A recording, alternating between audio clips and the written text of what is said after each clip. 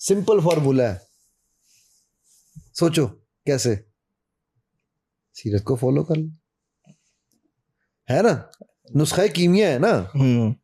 وہ رب جو اپنے نبی سے پوچھ رہا ہے کہ یا رسول اللہ, اور صحابی فرشتہ کے پوچھتا ہے کہ صلی اللہ علیہ وسلم کہ آپ نے دنیا میں دائمی زندگی گزارنی ہے یا محبوب کو ملنا ہے؟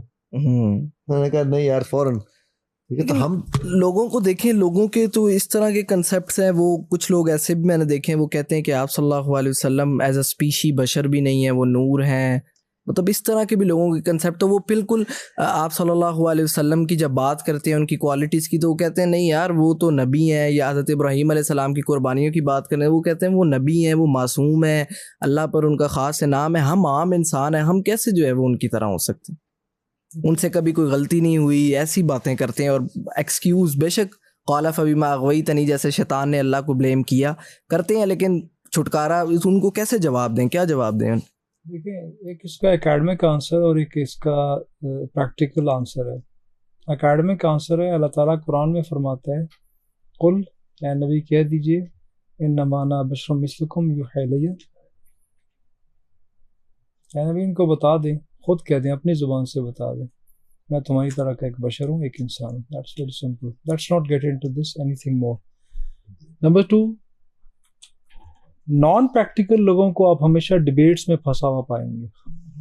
ریلیجن کی مائنر تھنگز میں ان کو فروع کہتے ہیں, اصول جڑ کو کہتے ہیں, عربی میں فراغ کہتے ہیں شاخوں کو. فروعی معاملات ہوتے ہیں مائنر ایشوز, اور اصولی معاملات ہوتے ہیں بیسک ایشوز.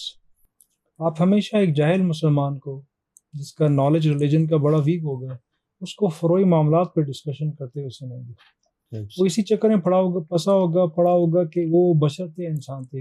لیٹس ایزیوم کہ بشر تھے, ہوں تسی کی کرنا, تسی دسو ذرا کیا تمہاری نمازیں معاف ہو گئی ہیں؟ لیٹس ایزیوم بشر تھے یار, نور نہیں تھے, تو تیرا روزے ختم, تو نے کل صبح سے نماز نہیں پڑھنی. It is got nothing to do with your actions.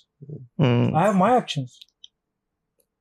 یہ فرقوں کے بارے میں بات کرنا, شیعزم کے بارے میں, سنیوں کے بارے میں بات کرنا, بڑا خوبصورت جواب دیا امام اعظم ابو حنیفہ نے. مسجد میں جمعے کی نماز کے دوران جمعے کی خطبہ چل رہا ہے اور بھائی جان کھڑے ہو گئے, بڑے پلاننگلی اس نے, بڑا ایکسکلوسیو اس نے موقع ڈھونڈا کہ کہاں میں نے سوال کرنا.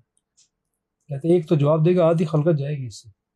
جی یہ جنگ میں تو ایک درست ہوتا ہے ایک غلط ہوتا ہے, دونوں تو درست نہیں ہو سکتے. تو آپ مجھے یہ بتائیں, بڑے پڑھے لکھے بندے, ہر چیز کا آپ کے پاس جواب ہوتا ہے, تو یہ جنگوں کے اندر امام علی کا اور امام معاویہ میں سے کون درست کون غلط تھا؟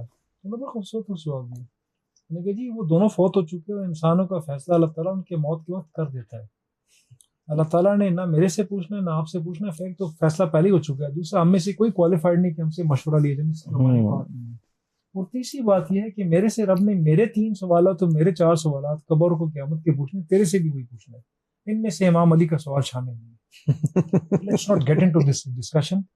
ہم جو مرضی بھی جیت جائے, ہم تاریخ کو ری ڈو نہیں کر سکتے. یہ صرف ان لوگوں کی ڈسکشنز ہیں. آپ ہمیشہ, میرا ذاتی تجربہ ہے کہ میں نے ہمیشہ صرف ان لوگوں کو ریلیجن کی چیزوں کے اوپر ڈسکشن کرتے, مساجد کے باہر کھڑے ہوئے ڈسکشن کرتے دیکھا ہے, جو صرف رمضان کے مسلمان ہوتے ہیں, جو آپ کو صرف عید کی نمازوں میں نظر آتے ہیں. وہی مسجدوں میں چیزوں پہ ڈسکشن کر رہے ہوتے ہیں. جو 5 وقت کی نماز پڑھنے والا بندہ ہوگا اور ہر روز قرآن کھولنے والا آدمی ہوگا, آپ اس سے کبھی بھی سوالات کی, اس قسم کی خرافات کی بوچھاڑ نہیں سنیں گے. فلسفی کو بحث میں خدا ملتا نہیں, ڈور کو سلجھا رہا ہے اور سرا ملتا نہیں. اسی کے اوپر نا مجھے ایک بڑی مدد مثال یاد آ گئی. میرے والد صاحب اللہ ان کے درجات بلند کریں, میرے دادا مرحوم اللہ ان کے بھی درجات بلند کریں کے بارے کا